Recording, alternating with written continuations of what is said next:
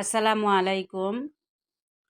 আমার প্রিয় ভাই ও বোনেরা, আপনারা সবাই কেমন আছেন? আশা করি সবাই ভালো আছেন। প্রতিদিনের মতো আজও একটি নতুন ভিডিও নিয়ে আপনাদের সামনে হাজির হলাম। তো আজকে একটা ফ্রেঞ্চ ফ্রাই করে আপনাদের সামনে দেখাবো। তো এই ফ্রেঞ্চ ফ্রাইটা কিন্তু আমি করতেছি না, তো আমার ছোট মেয়ে করতেছে। প্লিজ আপনারা সবাই দেখবেন আমার মেয়েটা কি সুন্দর করে যে এই ফ্রেঞ্চ ফ্রাইটা করে। ও সব সময় করে, ও ছিলতে পারে না, মানে আলু টালু কিছুই ছিলতে পারে না।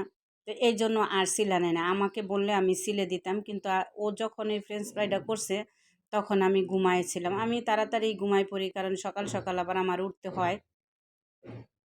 তো ও লেখাপড়া করে বা মোবাইল দেখতে দেখতে আহ, অনেক সময় রাত হয়ে যায়, তখনই এই যে এগুলা করে রাতের বেলা, ও বিশেষ করে রাতের বেলায় এগুলা করে। তো আরেকটা ভিডিও আপনাদের সামনে নিয়ে আসবো ওর জন্য। ও কত সুন্দর করে মিল্কশেক যে বানায়, সব সময় এই মিল্কশেকটা ফ্রেঞ্চ ফ্রাই, তারপর আমি এটা সেটা বানায় রাখি ওর জন্য। ও রাতে পড়বে, পড়ার ফাঁকে এইগুলা বানায় বানায় খাবে। আমি সিঙ্গারা, পিঠা, এটা সেটা আরও অনেক কিছু বানায় রাখি, রোল বানায় রাখি, ও বাইজা বাইজা খায়। তো আজকে এটা মন চাইলো যে একটু ভিডিও করি আম্মুর জন্য, আম্মু দিব।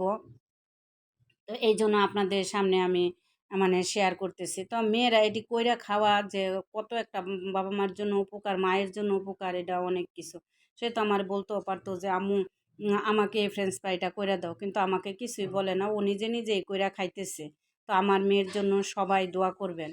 তো ফ্রেঞ্চ ফ্রাই সবাই কম বেশি পারেন এটা, তারপরেও যারা না পারেন নতুন, তাদের জন্য আমি বলতেছি।